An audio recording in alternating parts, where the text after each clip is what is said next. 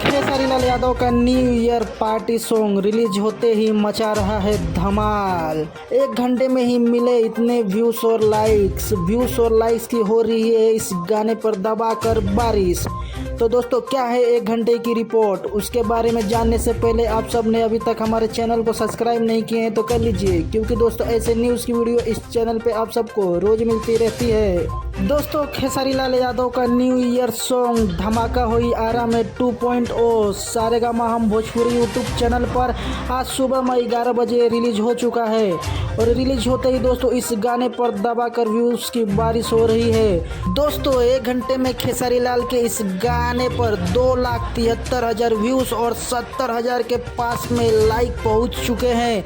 और दोस्तों बहुत ही जल्दी यह गाना आपको ट्रेंडिंग में भी देखने को मिल सकता है। तो दोस्तों वीडियो अच्छी लगी तो वीडियो को लाइक करें, और आपने अभी तक हमारे चैनल को सब्सक्राइब नहीं किए हैं तो कर लीजिए। तो चलिए दोस्तों मिलते हैं अगली वीडियो में, तब तक के लिए बाय।